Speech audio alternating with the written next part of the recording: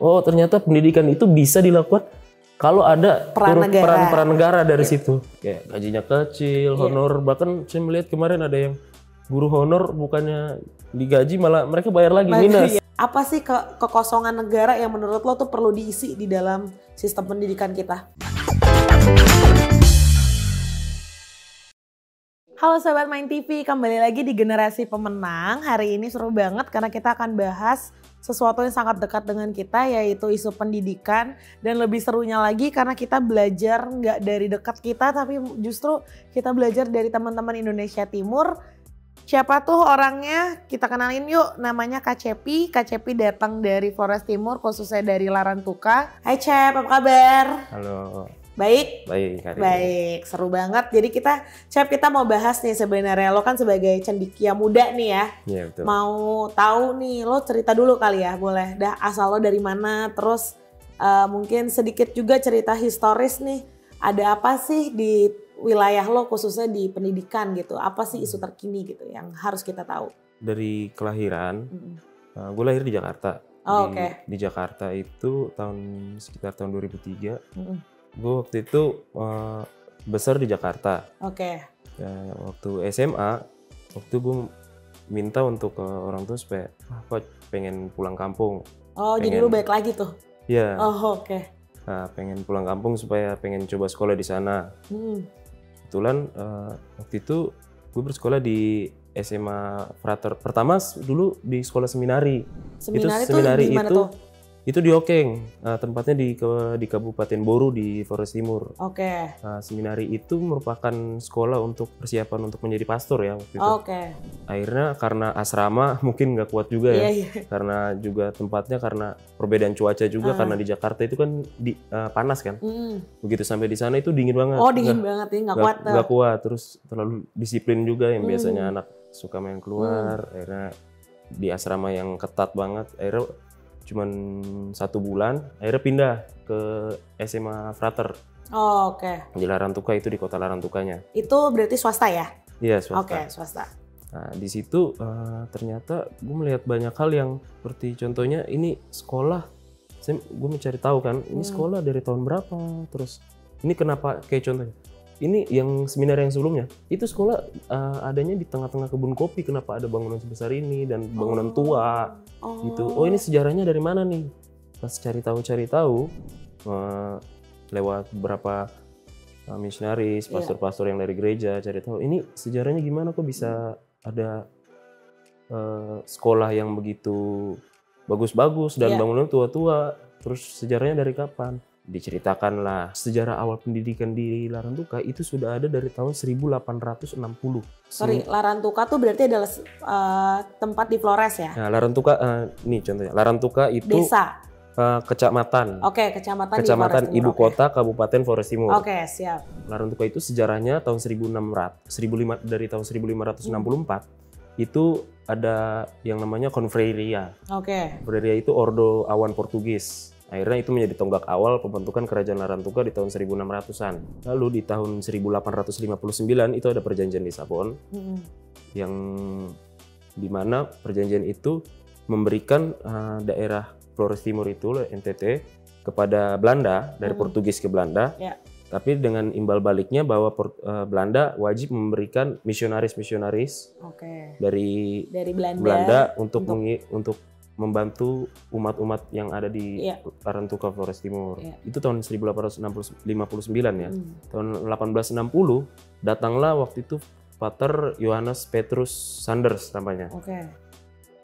Dia datang tahun 1860 itu untuk ya misionaris ya. Itu dikirim dari Keuskupan Jakarta waktu itu. Dulu namanya Vikariat Apostolik Batavia. Datang dari Jakarta dari Jakarta, dari Batavia waktu itu ya, dari Jakarta untuk mengirim tugas kemanusiaan dan untuk menyebarkan agama juga di Flores Timur, di Larantuka tepatnya. Nah di situ tahun 1860, dia cuma 1 tahun ya, tapi ternyata dia sudah membentuk sekolahnya sederhana, bahkan waktu itu dibilang sekolah liar karena belum ada izinnya belum ada izin dari pemerintah Belanda waktu itu. Jadi dia inisiatif sendiri bikin sekolah. Itu kalau nggak salah ada 20 murid awalnya dan satu muridnya itu perempuan. Nah itu tahun 1860. Setelah itu 1861 dia sakit-sakitan. Pindahlah dia balik lagi ke Jakarta, dilanjutkan oleh Pater Gaspar Fransen ya. Lanjutkan lagi pendidikan. Jadi sejarah pendidikan itu benar-benar kental banget. Waktu dan ya, lumayan banyak perjuangannya ya. Ya banyak juga. Terus jadi kalau misalkan kita menilai sebagai contoh, ini yang kita saya rasa harus dibuka kacamata baru nih. Oh ternyata kita punya sejarah pendidikan yang panjang juga, dan ini kacamata baru yang sebelumnya kita hanya dulu tuh ada Ki Hajar Dewantara gitu kan. Ki Hajar Dewantara, lalu ada R.A. Kartini. Ki Hajar Dewantara itu lahir tahun 1889. Dan 30 tahun sebelumnya sudah ada di sekolah lo yang ada di Flores Timur itu. Lalu R.A. Kartini tadi contohnya, R.A. Kartini lahir tahun 1879. Di tahun 1879 juga sudah ada sekolah khusus putri. Baik, berarti kan sebenarnya banyak banget ya sejarah-sejarah di Indonesia khususnya tentang pendidikan teman-teman yang masih harus kita eksplor lagi. Nah ini kan berarti seru banget, berarti tuh sebenarnya pendidikan di lo tuh adalah hal yang value core gitu ya untuk masing-masing keluarga gitu. Nah ini kalau misalnya lo bisa tarik nih ke zaman sekarang dan juga lo refleksi lah saat lo sekolah dulu gitu. Apa sih transfer nilai yang kemudian lo bawa dari Jakarta ke tempat lo belajar, dan juga apa yang udah lo bawa dari tempat lo belajar tuh ke Jakarta? Jadi begini, saat di Jakarta waktu gue pindah ke situ, itu ada beberapa hal yang sebagai contoh itu mereka di sana itu disiplinnya ketat pastinya. Di Jakarta mungkin. Kalau di Jakarta emang nggak ketat. Ada disiplin. Cuman di sana kan karena mungkin mereka basisnya basis asrama juga kan. Betul. Jadi tentang pendidikan disiplinan, moral yang dari dalam rumah itu tuh ketat juga di sana. Jadi pendidikan karakter tuh jadi salah satu. Juga penting. Malah di Flores Timur pendidikan karakter lebih kuat ya? Pendidikan yang lo baca dibanding yang gue alamin gitu. Gitu ya, seru juga tuh. Malah dibandingkan Jakarta, pendidikan karakter di Flores tuh lebih, lo merasanya lebih kental gitu ya? Iya, kalau menurut pengalaman gue lebih waktu itu lebih mungkin karena mereka juga karena disiplin juga mungkin dari disiplin lah dimulainya dari asrama segala macam. Karena waktu itu juga awal-awal pendidikan Flores Timur juga semuanya basisnya asrama semua. Jadi di Larantuka rata-rata asrama? Asrama semuanya. Yang itu nanti uskup, jadi hasilnya di pastor uskup itu nanti disebar ke seluruh Indonesia gitu ya? Jadi dulu awal-awal kayak contohnya banyak. Waktu itu kan ada yang namanya tahun 1913 nih, saya ceritakan sedikit. Itu ada yang namanya Flores Sumbaregeling. Flores Sumbaregeling itu di mana pemerintah Belanda menyerahkan pengelolaan pendidikan kepada misionaris Katolik di Flores dan Zending di Sumba. Misionaris Katoliknya itu kongregasi Yesuit yang Katolik di Flores, terus Zending ini Protestan di Sumba. Itu menyerahkan tentang untuk pengelolaan pendidikan waktu itu di sana. Jadi mungkin karena keterbatasan biaya, mereka juga banyak kongregasi Yesuit juga akhirnya menarik diri juga karena mungkin mereka sendiri juga menyatakan saya tidak mampu karena terlalu berat karena kalau tidak disokong oleh negara. Nah itulah harus menjadi refleksi nih untuk sekarang nih. Ternyata pendidikan itu bisa dilakukan kalau ada peran negara dari situ. Nah ini sebenarnya juga jadi menarik ya, karena gue juga baru research nih kemarin. Ternyata kalau misalnya sekolah-sekolah itu tuh adanya di bawah kabupaten gitu. Jadi mereka itu kalau misalnya Kemendikbud, jadi Kemendikbud itu hanya memegang universitas yang langsung Panerbe gitu. Nah tapi untuk sekolah seperti SD, SMP, SMA itu ada di bawah kendalinya kalau nggak ya provinsi, kabupaten gitu. Jadinya memang sebenarnya agak bingung juga nih ya kita kalau misalnya ngomongin tentang pendidikan gitu, karena ternyata akses pemerintah pusat ke pendidikan kita tuh terbatas gitu. Ya walaupun kita merasakan lah kurikulum sekarang beda, adanya zonasi, kalau di Jakarta ada kartu Jakarta Pintar gitu, tapi kan berarti masih banyak yang bolong gitu ya. Nah kalau lo nih kan baru banget lulus dari SMA, apa sih kekosongan negara yang menurut lo tuh perlu diisi di dalam sistem pendidikan kita?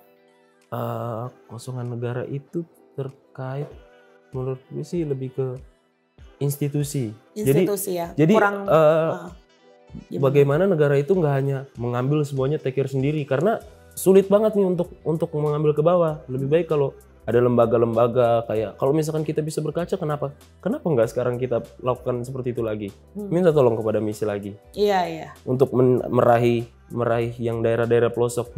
Kan secara sejarah mereka ini berpengalaman untuk melakukan hal itu. Iya. Dan secara panggilan tugas juga memang sudah panggilan tugas mereka untuk melakukan pelayanan. Jadi apa salahnya kalau misalkan kita coba seperti dulu lagi. Dan kayak kacamata dulu yang tadi, misi kenapa menarik diri itu kan karena kekurangan biaya dari negara. Nah, itu harusnya menjadi refleksi. Oh, udah kisi-kisi nih dulu. Dulu sudah bisa. Bahkan dulu yang 1913 tadi itu didirikan namanya OVO. OVO itu Opleiding for Volksschule Onderwijzer. Itu artinya secara literal sekolah pendidikan guru lah, untuk mendidik guru. Jadi dia mendidik supaya guru-guru itu menyebar lagi, mengajar lagi. Nah, setelah itu tahun 1953 setelah Indonesia merdeka ya, itu diganti namanya dari OVO menjadi SGB, Sekolah Guru Bawah. Lalu tahun 1957 kalau nggak salah 57-58 lah ya, itu Monsinyur Manek dan Monsinyur Tyson meminta supaya menjadi SPG Podor, dan diserahkan kepada frater Bunda Hati Kudus. Nah, itu kebetulan yang sekarang tempat sekolah gue dulu waktu itu. Gitu. Jadi sejarahnya panjang tuh. Sejarahnya panjang. Dan ini berarti berkaitan juga tentang kualitas pengajar ya, pengajar atau pendidik. Betul. Berarti kalau lo tadi sarannya adalah pendidik jangan datang dari guru aja gitu. Betul. Nah kalau dari gue nih, gue juga menemukan fakta menarik. Ternyata tuh kalau pendidik itu sebenarnya normalnya satu guru itu di 20 orang. Betul. Sekarang terakhir itu yang gue lihat di internet, satu guru bisa megang 40-60 orang. Nah artinya kan kita juga kekurangan tenaga pendidik nih. Kalau lo menyikapinya berarti menurut lo kenapa tuh jarang banyak yang nggak mau jadi guru, atau menurut lo apakah kualitas guru ini ditentukan juga dari tempat mereka berasal apa gimana? Bukan seperti itu sih. Yang namanya kalau berbicara guru itu kan berbicara soal profesi juga kan. Iya. Profesi pasti nggak jauh-jauh lagi bahasa tentang bagaimana gaji mereka, bagaimana hak-hak mereka. Kalau misalkan kita cuman hanya mau menuntut, oh gimana sih gurunya, kenapa contohnya guru-guru kenapa bisa sedikit nih tadi, kok bisa harusnya satu guru itu kan tadi normalnya satu guru menangani 20 sampai 25 siswa ya. Ini ada yang 40 siswa, karena kebetulan gue juga waktu dulu satu guru 40 siswa, dan waktu di sana satu guru 20 siswa. Oh, jadi di Jakarta malah 40, di Flores malah 20 ya? Oh gitu ya? Iya, di situ emang udah standarnya begitu, satu guru 20.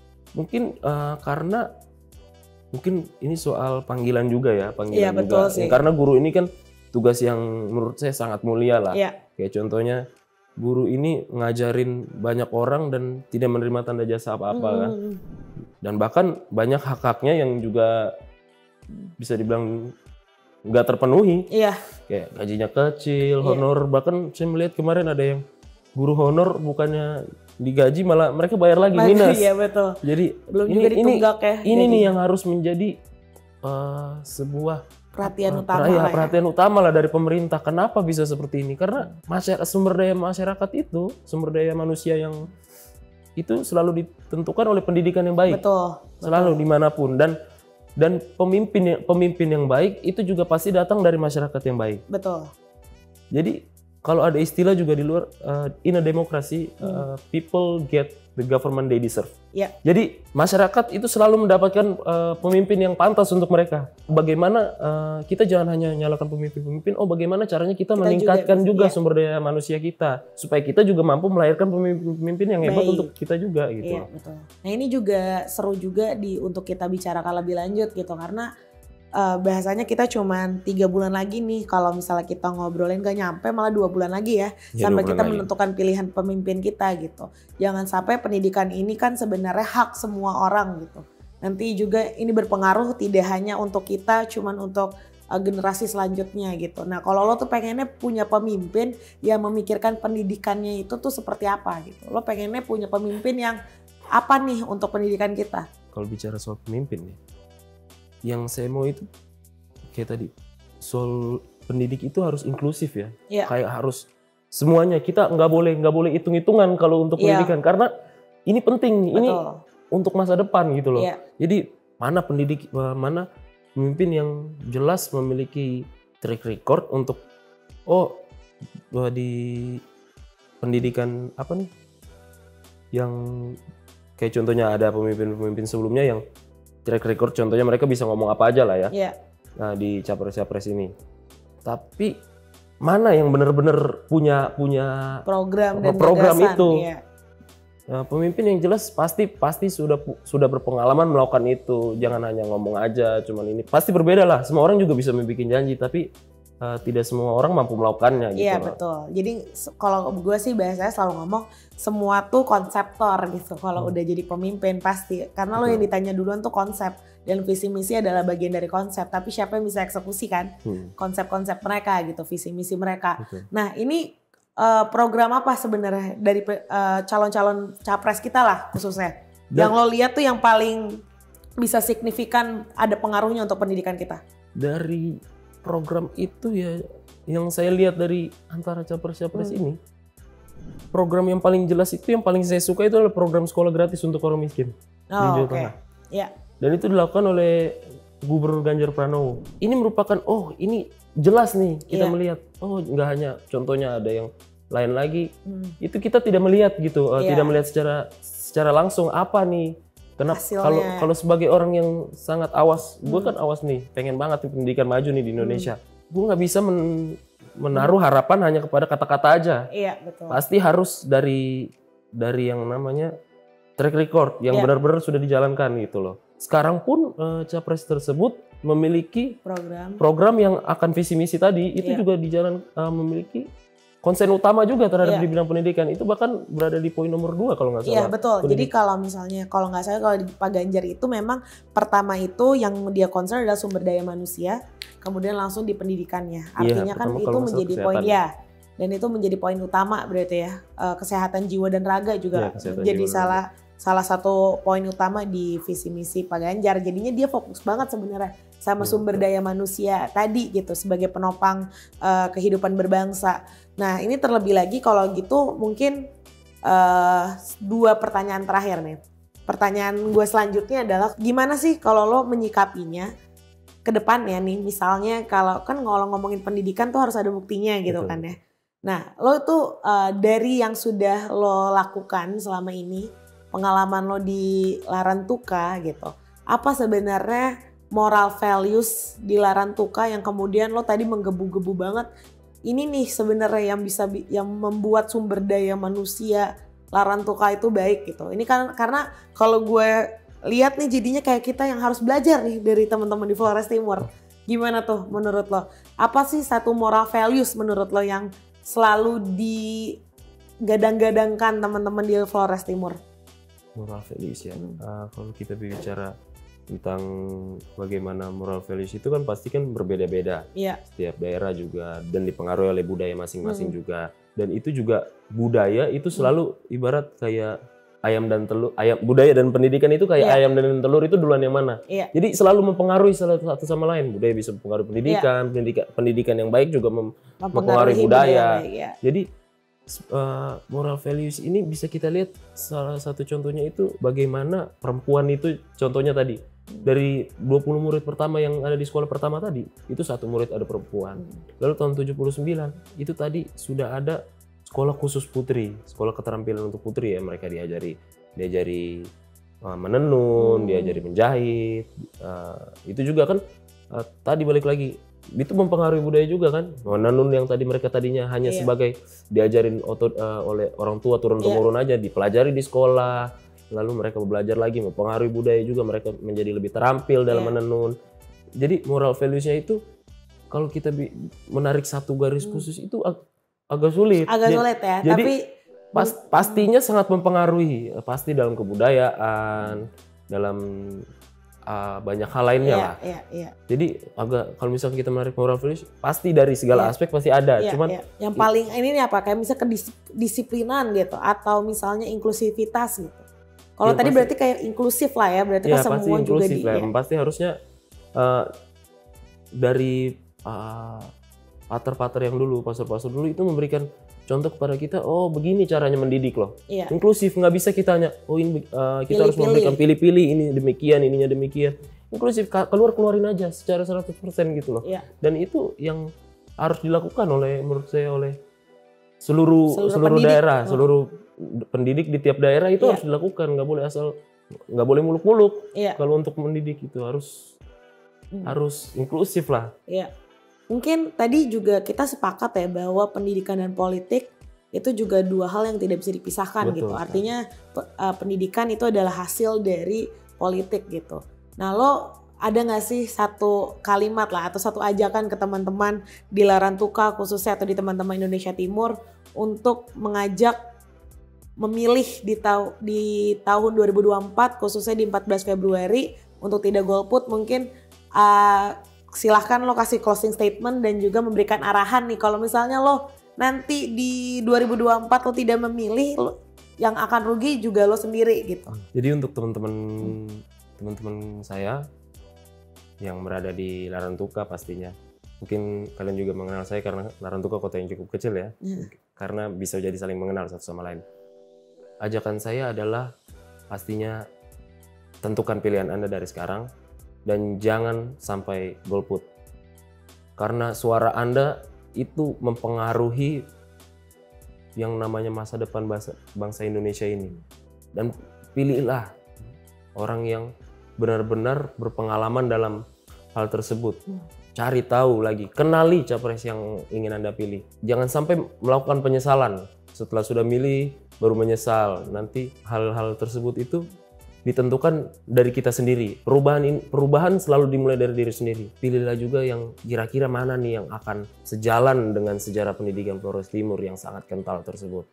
Banggalah menjadi orang Flores Timur dan pilihlah capres yang sesuai untuk masa depan. Siap. Terima kasih Cepi atas waktunya dan juga insight-nya. Untuk teman-teman Mind TV, jangan lupa 14 Februari 2024 datanglah ke TPS masing-masing karena pilihnya 5 menit, berpengaruhnya 5 tahun teman-teman. Jadi jangan sampai nyesel karena cuman kita di 5 tahun ini adalah masa depan bangsa ada di tangan kalian. Ayo datang ke TPS, jangan golput, tentukan pilihan kalian. Gue Nadia sebagai host di episode kali ini pamit undur diri. Jangan lupa tonton terus Mind TV.